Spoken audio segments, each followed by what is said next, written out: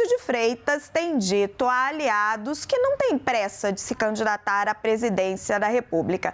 A quem o questiona sobre o assunto, o governador de São Paulo responde que tem apenas 48 anos e que prefere tentar a reeleição.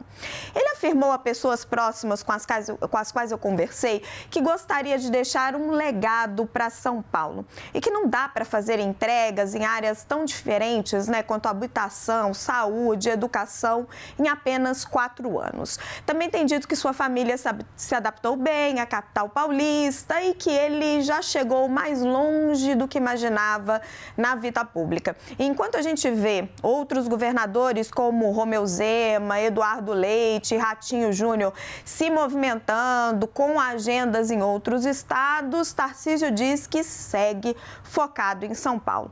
Nesta semana vai a Brasília defender os interesses do estado na reforma tributária. Todo mundo sabe que vai passar por Bolsonaro a escolha do seu herdeiro político. E aliados dizem que Bolsonaro desta vez teria mais dificuldade de convencer Tarcísio a se candidatar à presidência do que teve lá atrás para que ele tentasse o Palácio dos Bandeirantes. Tarcísio, no entanto, foi militar e é muito disciplinado. Se o chefe pedir...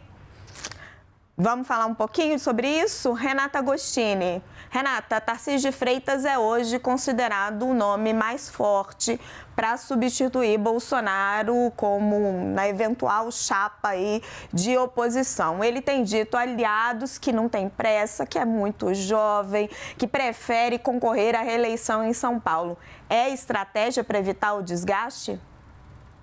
Boa tarde, Raquel. Boa tarde a todos. Vou trazer aqui análise e apuração. Primeiro, análise. Olha, Raquel, pelo que você está nos dizendo, o Tarcísio de Freitas está fazendo todo ali o trâmite perfeito de quem quer chegar lá nas vésperas de 2026 em condições de escolher.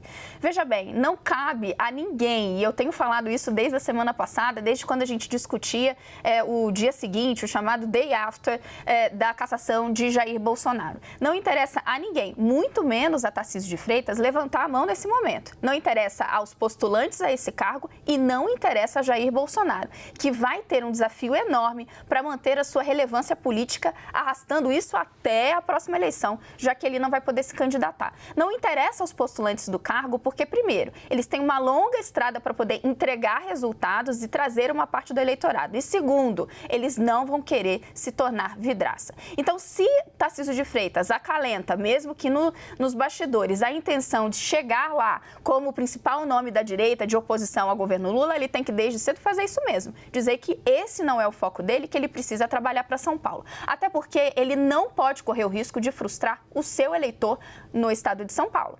Não cabe alguém que tem um desafio enorme, que está no posto, chegar e falar, olha, de fato, a minha prioridade não é mais isso aqui que eu estou tentando fazer, não. Eu já estou de olho em outro posto mais lá na frente.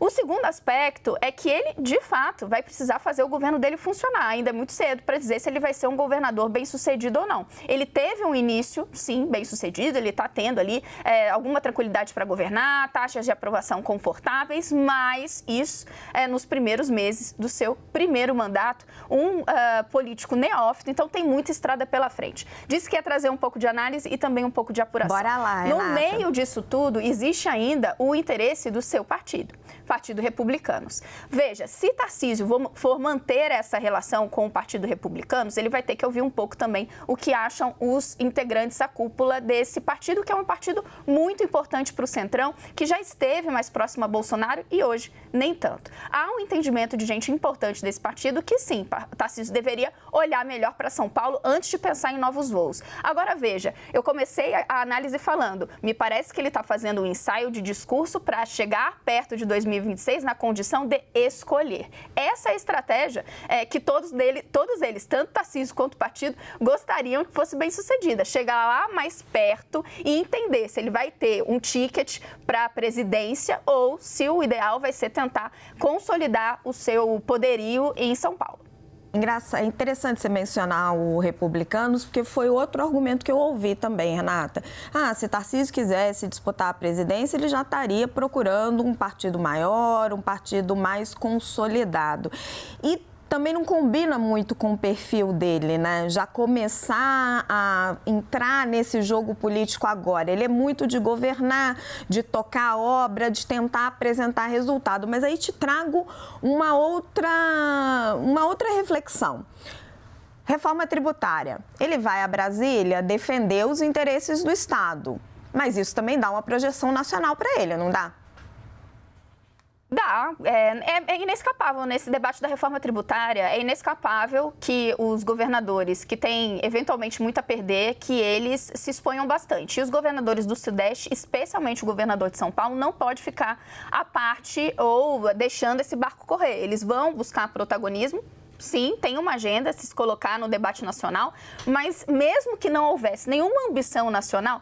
E, gente, a gente está falando de Tarcísio de Freitas porque, claro, a gente está tratando aqui, né, eventualmente de um sucessor, mas também, eventualmente, de uma luta pelo espólio. Eu, pessoalmente, acredito mais numa luta pelo espólio do que necessariamente de alguém que vai ser simplesmente escolhido por Jair Bolsonaro lá na frente, mas isso a gente pode debater até em outro momento. Agora, independentemente dessa pessoa que esteja ali já despontando como alguém que pode ser o nome da direita, não é um debate que interessaria a um governador deixar correr porque ele tem contas a prestar com a sua população.